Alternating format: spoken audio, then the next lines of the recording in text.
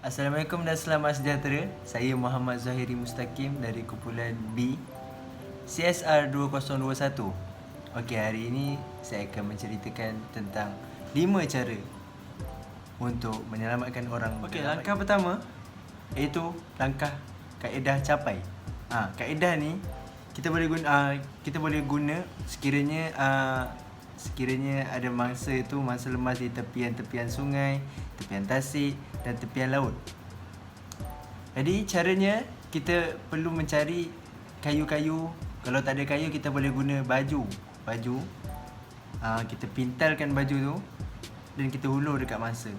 So mangsa capai dan mangsa pun selamat. Selain pada menggunakan kayu, kita pun boleh gunakan kaedah capai ni dengan berpaut antara satu sama lain. Maksudnya ada seorang akan berpaut di tempat yang teguh, di benda yang teguh, macam tiang ke, pokok ke.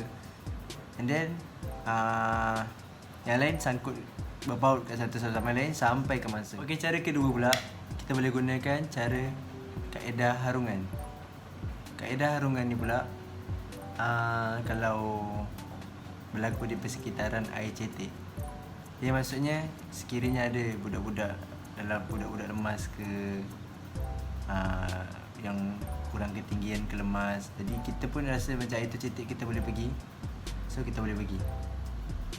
Maksudnya kita boleh guna kaedah. Cara yang ketiga pula iaitu cara lontar. Okey, cara lontar ni pula senang je. Kita ambil barang-barang yang terapung atas air, contohnya macam pelampung. Kita boleh guna pelampung, benda-benda yang terapung macam bola terapung atas air tu yang selalu orang letak kat dalam laut tu pun boleh. Kita lempar dekat dia, lepas tu bagi dia sambut. Okey, selain daripada pelampung tu, kita boleh gunakan tali pula. Kita boleh gunakan tali tu, kita baling tali dan disambut tali tu. Sama je, kita minta dia sambut. So kita kena baling sekuat hati sampai ke mangsa, dan mangsa sambut tali tu dan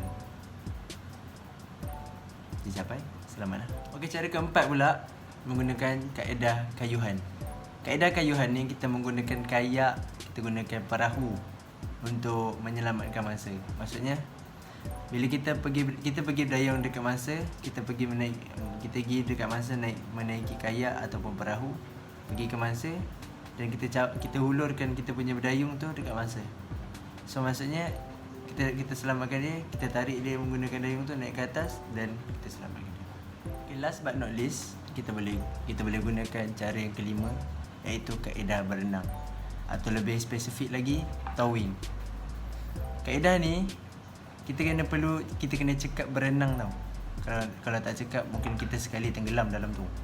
Jadi maksudnya kalau nak guna kaedah ni, satu kena berkemahiran dalam berenang, satu lagi yakin dalam air.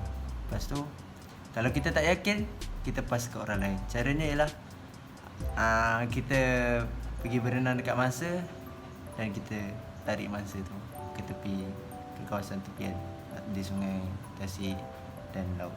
Okey, kesimpulannya kita perlulah mengambil tahu ataupun mengetahui cara-cara untuk menyelamatkan mangsa emas dalam air. Jadi supaya lepas ni kalau ada apa-apa masalah ke depan mata, kita boleh handle dengan tenang dan selamat.